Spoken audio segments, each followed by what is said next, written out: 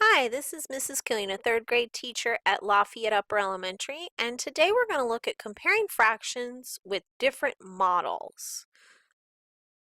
And so the first two we're going to compare are 2/8 compared to 4/8. And we're going to use some fraction bars to first look at them. So I'm going to use the top one to represent 2/8 and the bottom one to represent 4/8. So I'm going to go in and I'm going to color 2/8 yellow in the top one, and I'm going to color in 4/8 yellow in the second one. All right, and when I look at it, I can see, and if I draw a line, I can see that 4/8 is a lot more colored than 2/8. And that lets me know that 2/8 is less than 4/8. Okay, now the next model we're going to look at is we're going to look at 2/8 and 4/8 on number lines. And I'm going to go in and I'm going to color 1/8, 2/8 of that line red.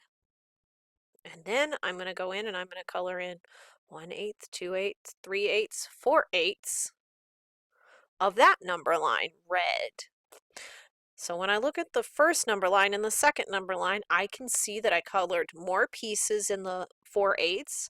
My 2/8 didn't go as far down the line, and so I can see that 2/8 is less than 4/8.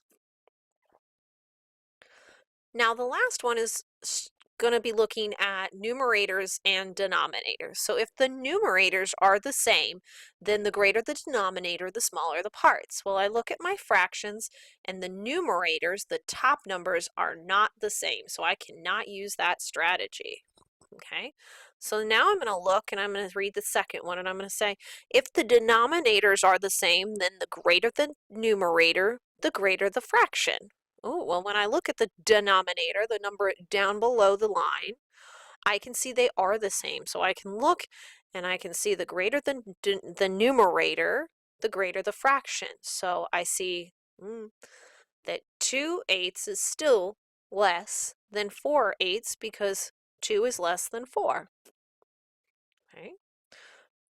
Now we're going to compare two new fractions. We're going to look at 2/3 compared to 2/5. We're going to follow the same strategies with starting with some fraction bars. And so we're going to look at 2/3 and I'm going to go in and my fraction bar at the top is broken into thirds because I have 1/3, 2/3. And now I'm going to color them in. So 2/3 of my top fraction bar is now red. And then I'm going to go into the bottom and I'm going to color in 2/5. And now 2/5 of my fraction bars are red. And when I look at it, I can see that even though I colored in the same amount of pieces, I colored in 2/3 goes further. There's more to it, it's bigger, so 2/3 is greater than 2/5. And now I'm going to look at them on a number line. Okay. Now the top number line, I can see there's 1, 2, 3 pieces to it. So that one's broken into thirds, and I need to color in 2 of them or make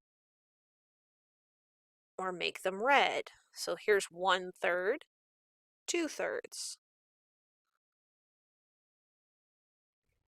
Okay.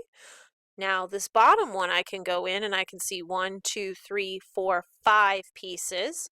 And so I'm going to go in and I'm going to color in 2 of those pieces. And once again, I can see that 2/3 is a lot closer to this 1 than these 2/5. This 2/5 has quite a bit of space still left to get to that 1. So 2/3 is greater than 2/5. And the last strategy is looking again at our numerators and denominators. So if the numerators are the same, the greater the denominator, the smaller the parts. Well, this time the numerators, the number on top, are the same. So that's the one we're going to look at, and we're going to decide the bigger the denominator, the smaller the parts. Okay, so I have a 3 and a 5. 5 is greater, and this part causes a lot of people a lot of confusion with fractions. They have been trained for so long to say that 3 is less than 5. And in whole numbers, that's true. But when you think about fractions and you think about having to share and breaking them into pieces, if you only have 3 pieces, those pieces are going to be bigger. And like we saw with the number line and the fraction blocks, those pieces were a lot bigger, and they led to 2/3 being greater than 2/5. So I hope that helped with getting started with comparing some fractions.